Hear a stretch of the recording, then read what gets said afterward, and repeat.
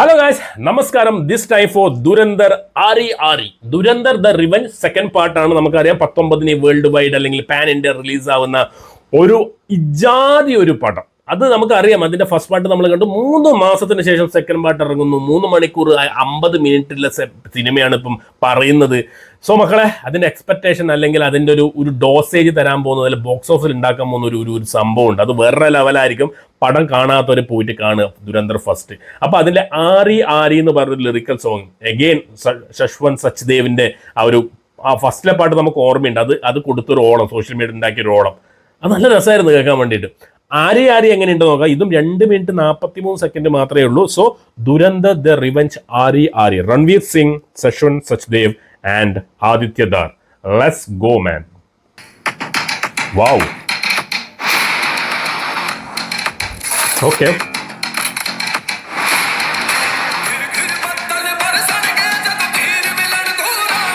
yes, they're getting that vibe, man. Wow.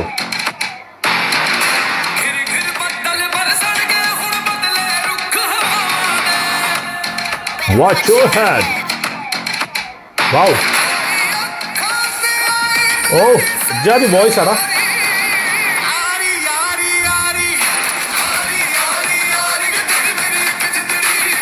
Wow.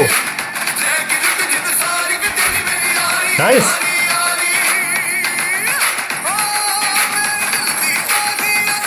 Wow. क्या बात है, क्या बात है.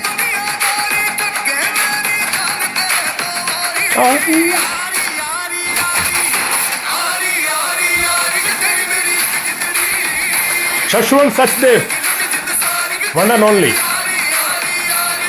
Oh.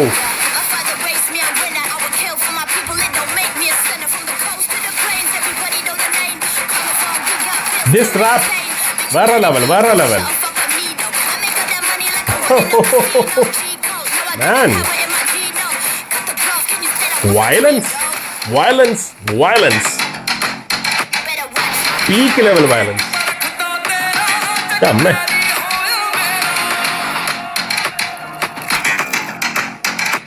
Oh. Come on. Devil. Ah. Oh. Yeah. Oh. Ah, man. Yeah, this guy. Sher. Arjun. Madhavan. Wow. He's going to rock. Oh, blast him, man. Ah.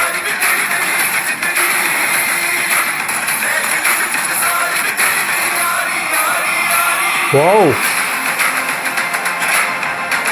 Durandar the revenge. Time for revenge. क्या बात है.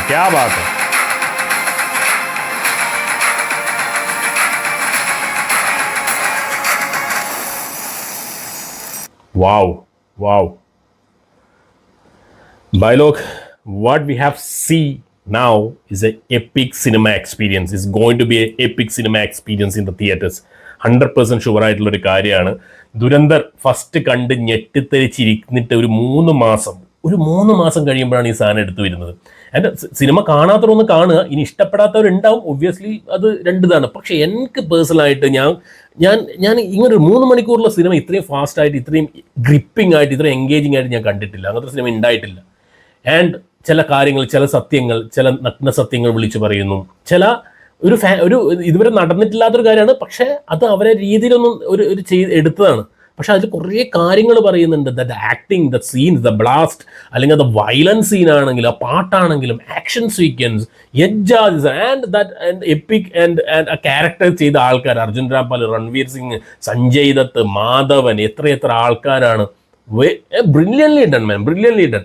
And ഈ പാട്ടും ശശ്വന്ത് സച്ദേവിൻ്റെ ആ first പാട്ട് കണ്ടവർക്ക് പിന്നെ സച്ദേവിൻ്റെ ഒരു ഫാനായിട്ട് മാറും. അതേപോലെ ചെയ്തു വെച്ചിട്ടുണ്ട്. എനിക്കൊന്നും ആരി എന്ന് പറയുന്നത് കുറച്ചും കൂടി, എനിക്ക് അതിനേക്കാളും ഫസ്റ്റ് പാട്ടിലെ പാട്ടിനേക്കാളും കുറച്ചും കൂടി മുകളിൽ തോന്നുന്നു. ബിക്കോസ് ത്രൂ ഔട്ട് 2 മിനിറ്റ് 43 സെക്കൻഡെങ്കിലും ത്രൂ ഔട്ട് ആ ഒരു എനർജറ്റിക്സ് ആണ്, പമ്പിങ്, നമുക്ക് ഒരു സംഭവം കിട്ടില്ല, ഒരു റൊമാൻറ്റിഫിക്കേഷൻ അത് കൊടുക്കുന്നുണ്ട്.